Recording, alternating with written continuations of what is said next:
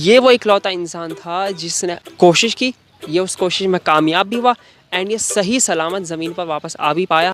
ऐसा कहा जाता है कि एक चाइनीज़ साइंटिस्ट था, उसने एक चेयर के चारों तरफ रॉकेट्स लगा दिए थे क्योंकि उसे हवा में उड़ने की कोशिश करती थी।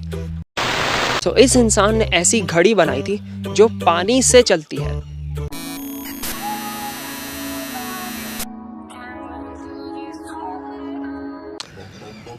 इस तस्वीर के अंदर तुम्हें एक इंसान दिख रहा होगा जो एक लकड़ी के बने हुए ग्लाइडर से हवा में उड़ने की कोशिश कर रहा है।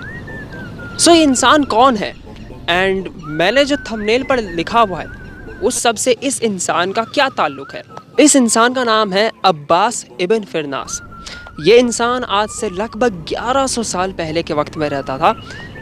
वो पहला इंसान था हिस्ट्री के अंदर जिसने सक्सेसफुली हवा में उड़ने की कोशिश की एंड लैंडिंग भी परफॉर्म कर ली। इस इंसान से पहले भी ऐसे बहुत से लोग थे जिन्होंने हवा में उड़ने की कोशिश की थी। ये वो इकलौता इंसान था जिसने कोशिश की, ये उस कोशिश में कामयाब भी हुआ एंड ये सही सलामत ज़मीन पर वापस आ भी पाया। हालांकि इसको काफ़ी जगहों पर चोट भी लगी थी। आज से 1100 साल पहले ये इंसान एक पहाड़ के ऊपर चढ़ता है और उस पहाड़ का नाम था जबल अल आरुस। ये इंसान उस पहाड़ी से कूदता है एंड 10 मिनट तक ये हवा में रहता है एंड उन 10 मिनट के अंदर ये इंसान अपने हाथों से अपने ग्लाइडर्स को कंट्रोल भी करता है। यानी इससे पहले जो लोग थे वो खुद को शायद अच्छे से कंट्रोल नहीं कर पाए थे हवा के अंदर, लेकिन ये वो पहला इंसान था जो हवा में उड़ने के साथ साथ खुद को कंट्रोल भी कर पा रहा था। उसके बाद ये इंसान क्रैश लैंड कर जाता है जिसकी वजह से अब्बास को बहुत चोट भी पहुंची थी। हालांकि लेकिन उसका ये ओवरऑल अटेम्प्ट काफ़ी सक्सेसफुल था। उस टाइम के जो स्पेन के राजा थे जिनका नाम था अब्दुल रहमान, उन्होंने अब्बास के इस एफर्ट को काफ़ी पसंद किया एंड अब्बास का जो ओवरऑल रिसर्च वर्क था उसमें काफ़ी सारी तूफ़ानी चीज़ें थी जिनको उस टाइम के जो खलीफा थे अब्दुल रहमान II उन्होंने फंड भी किया। अब्बास ने कई सारे इन्वेंशंस किए थे। इस इंसान ने ऐसी घड़ी बनाई थी जो पानी से चलती है ताकि ये इंसान अपना टाइम नाप सके। इसके तुम कुछ ये फोटोज़ देख सकते हो। उसके अलावा इस इंसान ने ग्लास के लेंसेज बनाए थे जो इनकी तस्वीर भी तुम देख सकते हो। अच्छा, मैंने कहा था कि इस इंसान से पहले भी कुछ लोगों ने कोशिश की थी। ऐसा रिपोर्ट किया जाता है कि चाइनीज़ एम्पायर के अंदर, ये लगभग 6th सेंचुरी के दौरान है, लोगों ने काइट के थ्रू हवा में उड़ने की कोशिश की थी। हालांकि वो पूरी तरह कामयाब हुए थे या नहीं हुए थे इसका कोई ख़ास एविडेंस मौजूद नहीं है, लेकिन ऐसा कहा ज़रूर जाता है कि लोगों ने ऐसा अटेम्प्ट किया था। उसके अलावा 13th सेंचुरी में यानी अब्बास के मौत के 400 साल बाद भी कुछ लोगों ने कोशिश की थी हवा में उड़ने की।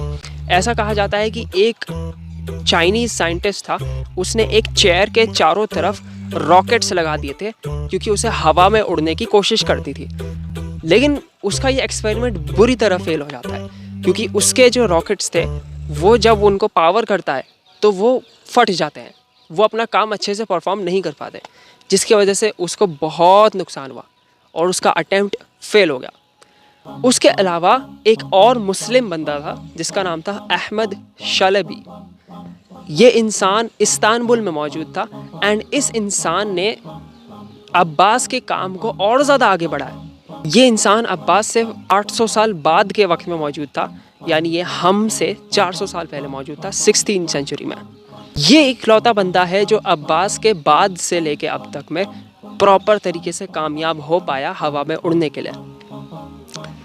जैसा कि मैंने तुम्हें अब्बास की स्टोरी में बताया था कि वो इंसान हवा में उड़ा था लेकिन वो अच्छे से लैंड नहीं कर पाया था। इस कमी को अहमद ने पूरा किया। अहमद हवा में उड़ा एंड वो प्रॉपर अच्छे तरीके से लैंड भी कर पाया।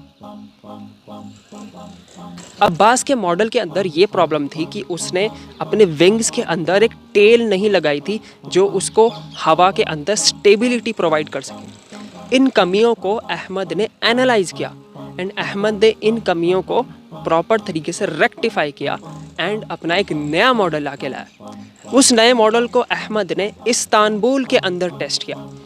इस्तांबुल आज के टाइम पर टर्की के अंदर मौजूद है।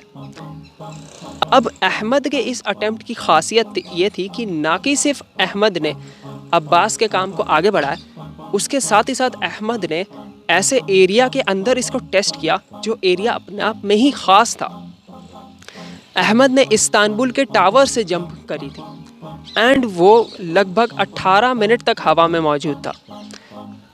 अब इस्तांबुल जो है वो यूरोप और एशिया के एकदम बीचों बीच में मौजूद है। इस्तांबुल के साइड में एक स्ट्रेट जाता है जिसको हम बॉस्फोरस स्ट्रेट कहते हैं। अब ये स्ट्रेट यूरोप को और एशिया को दो हिस्सों में डिवाइड करता है।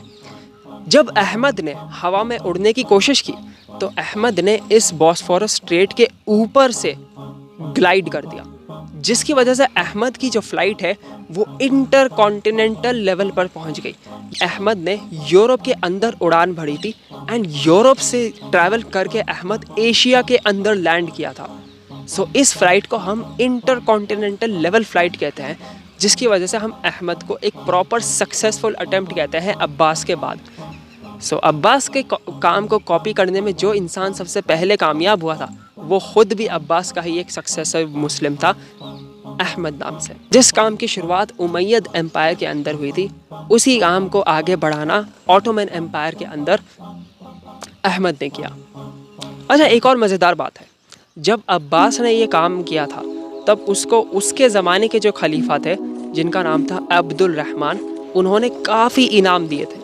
उन्होंने उसकी रिसर्च को काफ़ी फंड भी किया था। उन्होंने अब्बास के साथ काफ़ी पॉजिटिव मामला अपनाया था। लेकिन दूसरी तरफ जब अहमद ने ये काम किया था ऑटोमन एम्पायर के अंडर, तो उस ज़माने के जो ऑटोमन के खलीफा थे उन्हें अहमद के इस एफर्ट से अच्छा नहीं लगा। इवन तो उस ज़माने के जो खलीफा थे उन्होंने अहमद के इस काम की वजह से उसको इनाम दिया, लेकिन उसके साथ साथ उसको इस्तांबुल से बाहर निकाल दिया।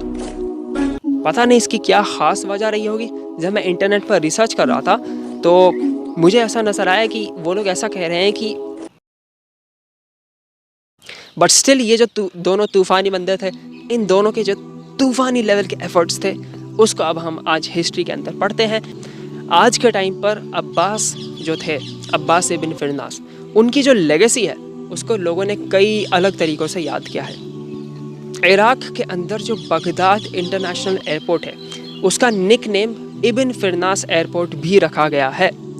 उसके अलावा मून के ऊपर एक क्रिएटर है और उस क्रिएटर का नाम भी इब्न फिरनास क्रिएटर रखा गया है इस इंसान के ऑनर में। उसके अलावा लीबिया के अंदर एक पोस्ट गेट स्टैम्प भी बनाया गया है इब्न फिरनास को ऑनर करने के लिए। सो आज के ज़माने में भी उस इंसान की लेगेसी को कई लोग अलग अलग तरीके से ऑनर करते हैं। सो तुम लोग जो मेरी बात सुन रहे हो, इस बात से इंस्पिरेशन लो, तुम भी कुछ ऐसा बड़ा काम करो अपनी ज़िंदगी में कि आज से 1000 साल बाद लोग तुम्हारे नाम पर भी अपने एयरपोर्ट के नाम रखा करें। ठीक है? सो तुम्हें मेरी ये ओवरऑल वीडियो कैसी लगी? इसके अलावा मैंने और भी बहुत सी तूफ़ानी वीडियोस बना रखी है। जैसे इन वीडियोस के अंदर मैंने इस्लामिक मार्शल आर्ट्स की बात करी है कि मुस्लिम सोसाइटी के अंदर किस तरह के मार्शल आर्ट्स होते हैं। इस वीडियो के अंदर मैंने इजरायली मार्शल आर्ट की बात की है कि इजरायली आर्मी जो है वो कौन सा मार्शल आर्ट यूज़ करती है एंड उसके क्या क्या फीचर्स हैं, उन सब की मैंने इसमें बात की है। सो उनके बारे में भी अगर तुम्हें जानना है तो तुम इन वीडियोस को विजिट कर सकते हो। अल्लाह हाफ़िज़।